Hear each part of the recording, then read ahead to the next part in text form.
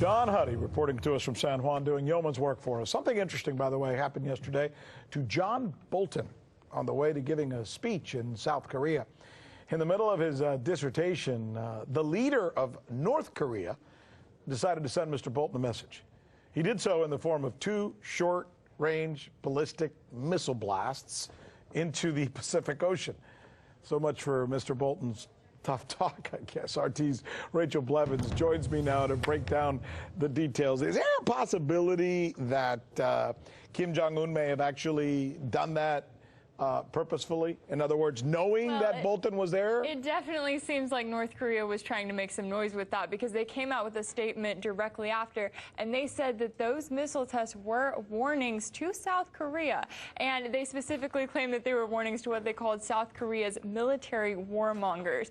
Now, they also said that they want this to be something that warns against what they've heard is going on in South Korea, which includes planned military exercises with the United States, well as an increase in weapons development. So it definitely sounds like they're trying to send a message. But talk about mixed messaging. And really, this is the same thing that happened with the Clinton administration when they sent Governor Richardson there to negotiate.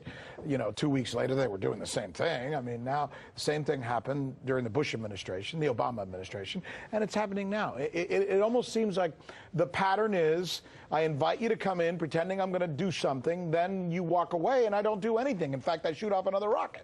Right. And it's interesting to see, too, you know, Bolton's in South Korea, and they're talking about strengthening their alliance. Well, they're not mentioning North Korea at all, not even when they're talking about threats there specifically in the region. But at the same time, whatever North Korea could possibly do to South Korea, the United States cares about that because they still have more than 28,000 troops stationed there in South Korea, which is an incredibly large force, even when it seems like we've made some progress with North Korea over the last year. Is there a certain inconsistency of message here? I mean, and the reason I say that is the image that's seared into my memory most recently is Mr. Trump visiting the border, right?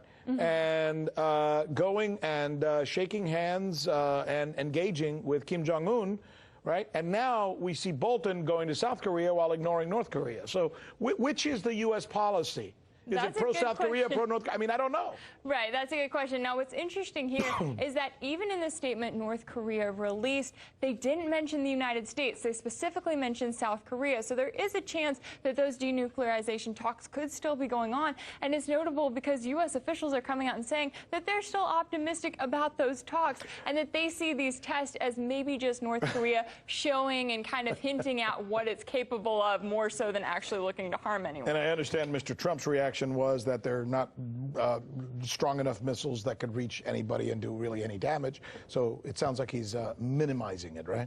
Right, that's what it seems like. And Secretary of State Mike Pompeo is doing the same thing. He's saying he's not surprised. So it'll be interesting to see. He's saying that those denuclearization talks should be moving forward in the next couple of weeks. What about the other players in that region? I mean, for example, the Chinese should have some influence between both, right? And especially North Korea. Have we heard anything from them?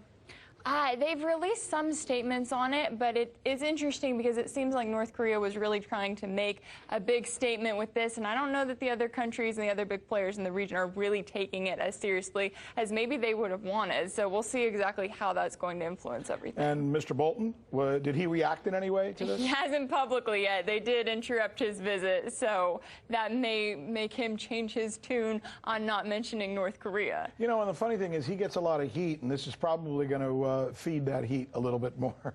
Absolutely. Rachel Blevins, good story. It's an amazing tale, that one that seems to